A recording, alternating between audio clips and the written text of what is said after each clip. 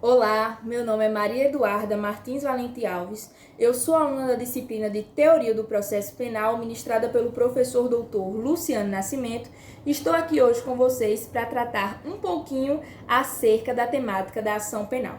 Neste primeiro momento, é importante a gente se situar em qual contexto está inserida a ação penal. E a partir daí, nós podemos dar um exemplo. Quando da ocorrência de um fato criminoso, de um fato delituoso, vai existir para alguém o dever de punir, vai restar para alguém o dever de responsabilizar aquele autor do fato delituoso. E justamente o Estado, ele é o detentor do ius puniendi, ele é o detentor do dever de punir. Então, o Estado, imbuído do seu dever de punir, deve criar um instrumento hábil, um instrumento legal, observando os princípios constitucionais dispostos na nossa Carta Magna, como, por exemplo, o princípio do devido processo legal, o princípio do contraditório, o princípio da ampla defesa, para que se chegue a uma condenação válida e a uma imposição daquela pena para aquele determinado fato. E a ação penal é justamente esse instrumento hábil. A ação penal nada mais é do que o direito de se provocar o Estado para se obter uma tutela satisfativa de aplicação do direito penal objetivo dentro do caso concreto. E o nosso Código Penal, ele traz para a gente que a ação penal ela se subdivide em ação penal pública e ação penal privada. A ação penal pública é aquela em que a sua titularidade pertence a um órgão oficial, sendo este o Ministério Público. A sua peça inicial é a denúncia, e essa denúncia deve conter a exposição do fato criminoso, as circunstâncias e qualificações do acusado. Enquanto que a ação penal privada é aquela que a sua titularidade vai estar para o próprio ofendido ou para quem tem a qualidade para representá-lo. A sua peça inicial é a queixa-crime.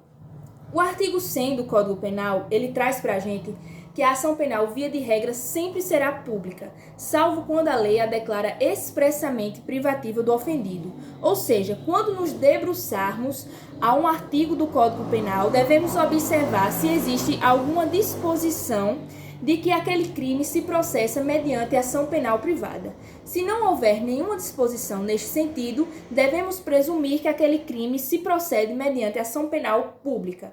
E a ação penal pública, ela se subdivide ainda em ação penal pública incondicionada e ação penal pública condicionada. A ação penal pública incondicionada é aquela que não vai se submeter a nenhuma condição de procedibilidade, ou seja, tendo o seu órgão oficial informações acerca da autoria e da materialidade do delito, ele pode intentar a denúncia. Enquanto que a ação penal pública condicionada, ela vai se submeter a determinada condição de procedibilidade contida naquela lei, como, por exemplo, a requisição do ministro da Justiça ou a representação do próprio ofendido ou de quem tem a qualidade para representá-lo. Agora, partindo para a ação penal privada, a gente tem que ela se subdivide em ação penal privada propriamente dita, ação penal privada personalíssima e ação penal privada subsidiária da pública. A ação penal privada propriamente dita é aquela em que pode ser intentada pelo próprio ofendido ou por quem tem a qualidade para representá-lo. Aqui existe a transmissibilidade do direito de queixa no caso de falecimento do titular da ação. Enquanto que a ação penal privada personalíssima é aquela que, como seu próprio nome já pressupõe, é de titularidade apenas do próprio ofendido.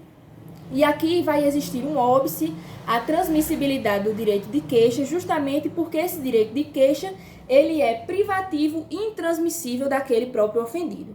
Já a ação penal privada subsidiária da pública é aquela em que a sua não intentação da denúncia no prazo legal, ou seja, o órgão do Ministério Público não intentando a denúncia no prazo legal, passa a sua titularidade a ser do próprio ofendido.